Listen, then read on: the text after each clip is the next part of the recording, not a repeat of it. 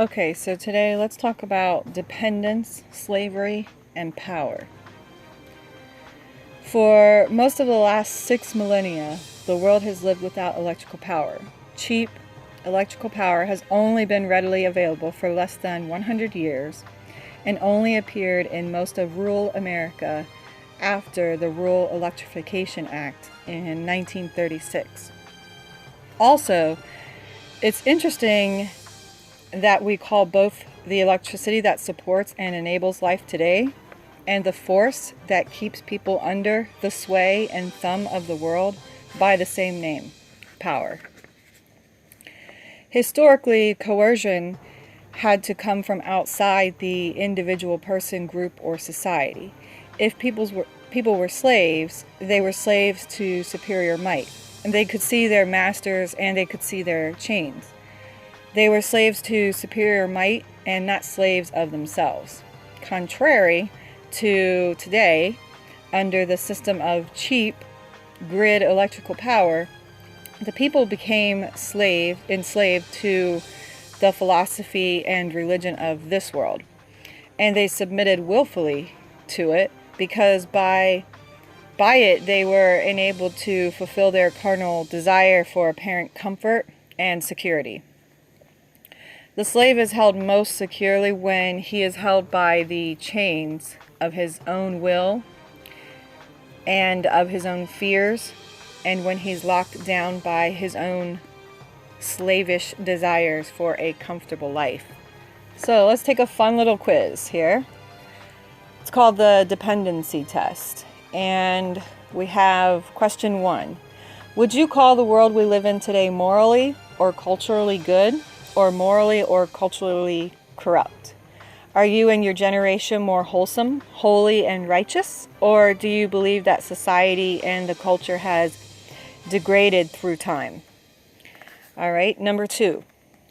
If you know anything about your own history or your own ancestry, would you say that you are more or less dependent on the world system than your ancestors were?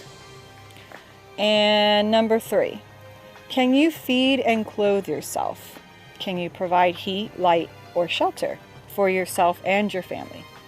If the world grid system were to collapse and no outside help was forthcoming, would you be more likely to perish? Be honest here, because here is where the mind is able to fantasize and create unrealistic solutions. If today or tomorrow, starting at noon, your electrical power was cut off and you had no access to the world, food, water, Walmart, the world systems, would you survive? If so, for how long? Question number 4. If you were able to survive for a time, is your survival temporary or is it sustainable? Is it based on pulling through or bare survival? For example, making it until the grid system comes back or until help arrives from outside. And then finally, question number 5. If you are prepared or if you have provided alternative means of providing a life and living, do you actually live that way? Or are you counting on switching over when things get bad? History shows that most preparedness plans and survival techniques fail if they are not included into actual and continuous practice. Are you counting on things or practices that you don't currently use? We assume that the anomaly of grid living experienced during the last century is normal, and we presuppose that the industrial consumer grid system is good. And it absolutely rests on the ridiculous notion that the industrial consumer Ponzi scheme can continue indefinitely without collapsing. Okay, so let's take one more quick test. It's called the slavery test. And I'm hopeful it will cause you to think very carefully about how enslaved you are to the current system. Question 1. If you were to determine through prayerful consideration that the current industrial grid system And I'm not just talking about electricity. I'm talking about the system that provides all of your needs and you do absolutely nothing for yourself except for maybe go to a 9-to-5 job, get money that way, and then pay for all your needs to be met, is basically what we're talking about here.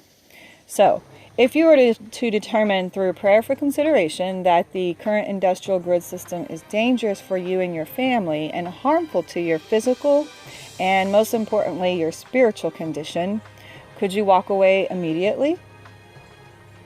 Think about it. Number 2, write down what conditions hinder you from walking away. Are you broke? Are you deep in debt? Are you locked into a long-term mortgage or some obligation from which you feel you cannot walk away? Question number 3, and this is a hard question. If you became convinced that moving to an off-grid lifestyle was the thing to do, would you be hindered from doing so by your family, by your friends? Would you be threatened with the loss of the ties of family and friends if you rejected their lifestyle and moved away from it?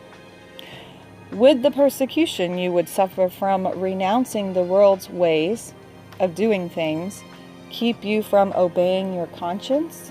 Because opposition from those we love is very hard to accept and it's hurtful. Question number 4.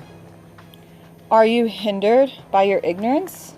Do you feel like you don't have the skills, the strength, the knowledge, or the courage to leave the grid system? And finally, question number 5.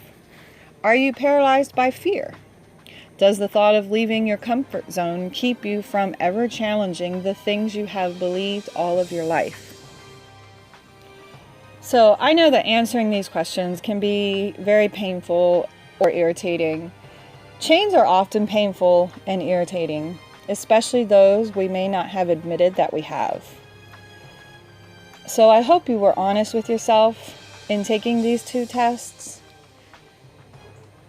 Slavery is often identified by the use of chains. Chains represent the restriction of movement, and their use represents the submission of the slave to the one who has put him in the chains.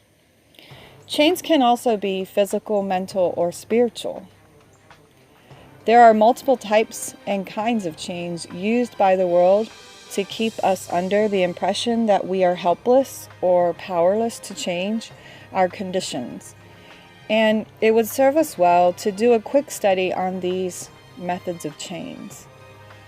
Okay, that's it for now. Let me know in the comments below if these self-tests were helpful to you or encouraging. And remember, a simple life is a beautiful life.